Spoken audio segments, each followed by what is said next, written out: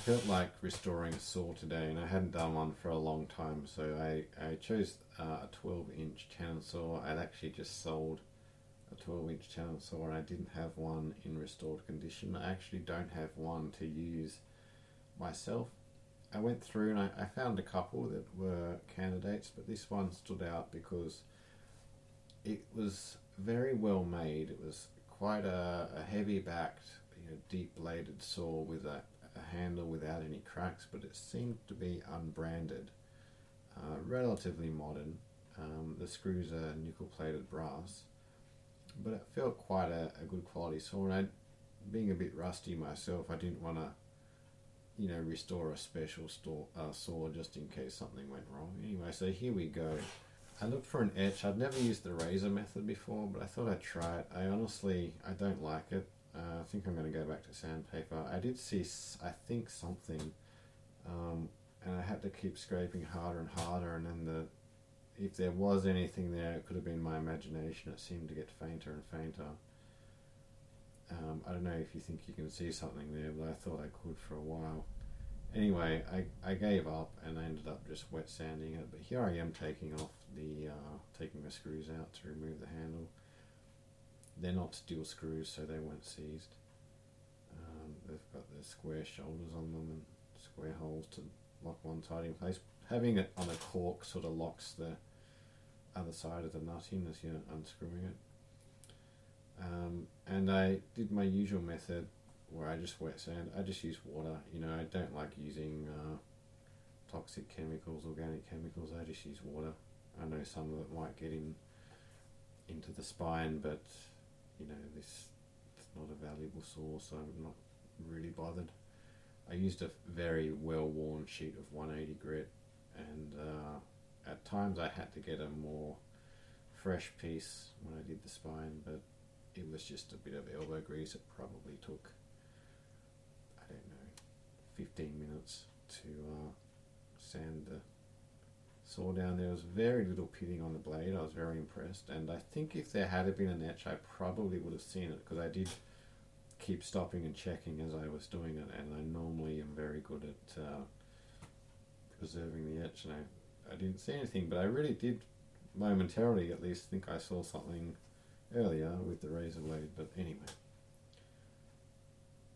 it might have to remain a mystery who built this saw, but it's got a really nice heavy spine on it. And it just feels like a very good practical saw. I took the rust off the spine, again just with the 180 grit sandpaper. And then I went to the handle and I scraped off the remnants of the shellac with the edge of a chisel. If you don't scrape that off, it looks sort of lumpy and horrible when you refinish it. Only took a couple of minutes.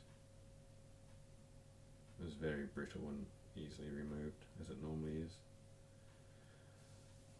I got some fresh 180 grit and just sanded it back.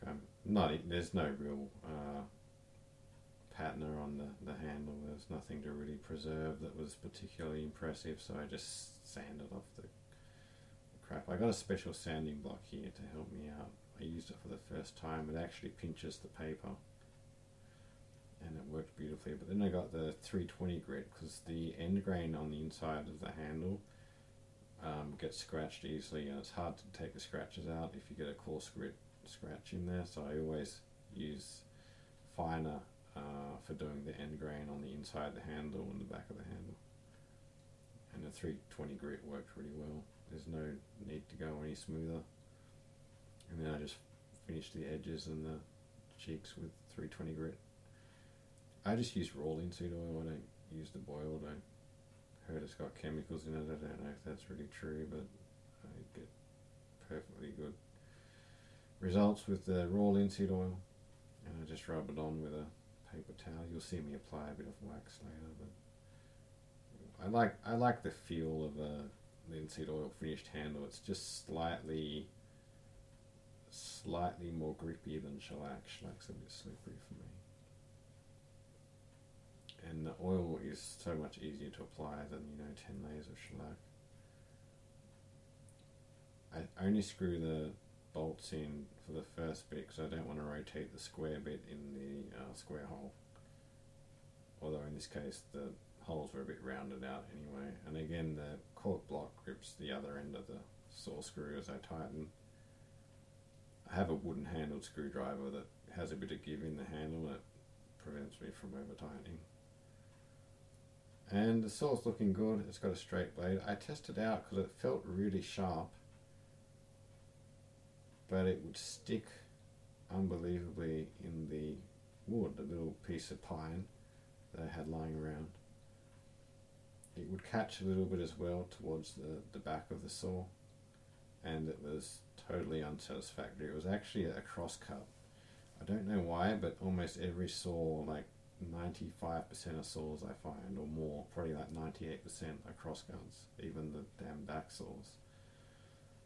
So since I wanted it to be a rip saw for easy sharpening in future, I thought I might as well sharpen it. I'll turn it into a rip saw.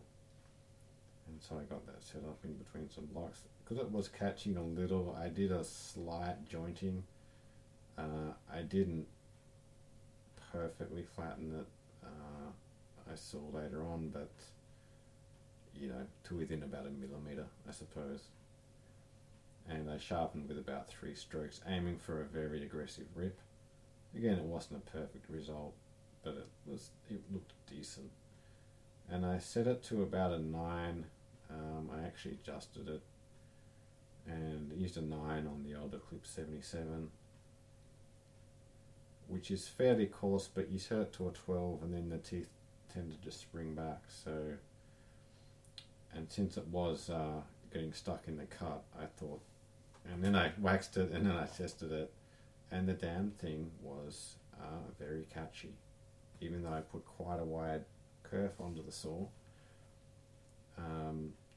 with the 9 TPI set. So I went back and I just sharpened it again with 2 strokes per gullet and just took the edge off the angle, lessened the angle, and then it cut beautifully, cross cut, not quite as fast as it might have, and it was hard to cut and film at the same time, but again, it cut very, very smoothly, and a little slower with the wide kerf and reduced angle. But you know what? I've now got a 12-inch Tenon saw to complete my set. Next one will be the 16-inch. There you go.